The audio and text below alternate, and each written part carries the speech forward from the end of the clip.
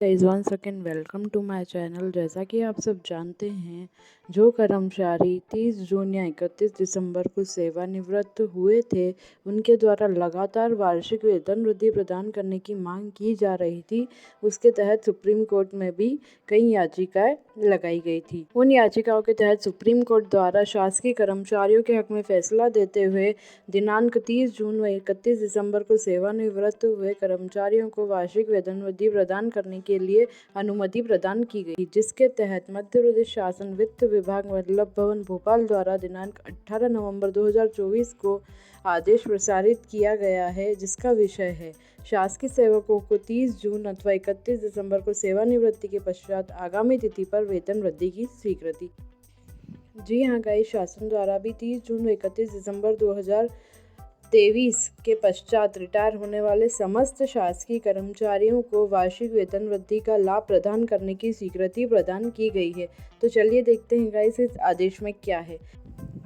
मध्य प्रदेश शासन वित्त विभाग के परिपत्र दिनांक 15 मार्च 2024 द्वारा न्यायालयीन निर्णयों के आधार पर 30 जून अथवा 31 दिसंबर को सेवानिवृत्त हुए शासकीय सेवकों को 1 जुलाई अथवा 1 जनवरी की स्थिति में उनकी पात्रता के अनुसार काल्पनिक वेतन वृद्धि स्वीकृत की जाकर पेंशन के निर्धारण पुनरीक्षण हेतु स्वीकृति आदेश जारी करने के संबंध में प्रशासकीय विभाग को अधिकृत किया गया है। न्यायालयों द्वारा विभिन्न याचिकाओं में पारित आदेशों के दृष्टिगत ऊपर वर्णित परिपत्र पर पुनर्विचार कर एतद द्वारा निम्नानुसार संशोधित दिशा निर्देश जारी किए गए हैं।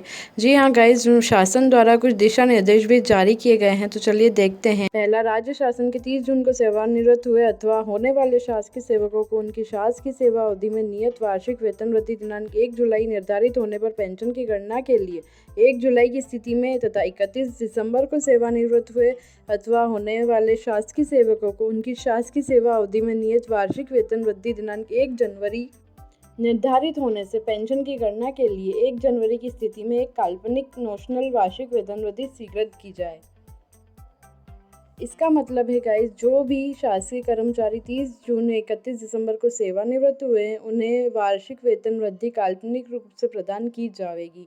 शासकीय सेवकों की सेवा अवधि में नियत पात्रता दिनांक 1 जनवरी अथवा 1 जुलाई जैसी स्थिति हो कि काल्पनिक वार्षिक वेतन वृद्धि की स्वीकृति के आधार पर सिर्फ पेंशन का निर्धारण पुनरीक्षण से संबंधित कार्रवाई सुनिश्चित की। यह काल्पनिक वेतन वृद्धि पेंशन के अतिरिक्त सेवानिवृत्ति लाभों तथा उपादान एवं अवकाश नकदीकरण आदि की पुनर्गणना में मान्य नहीं हो। यहाँ पे एक कंडीशन डाल दी गई है कि जो कर्मचारी 1 जनवरी अथवा 1 जुलाई को सेवानिवृत्त होंगे और उन्हें जो वार्षिक वेतन वृद्धि काल्पनिक रूप से प्रदान की जाएगी, वार्षिक वेतन वृद्धि की सिर्फ पेंशन में ही गणना की जाएगी।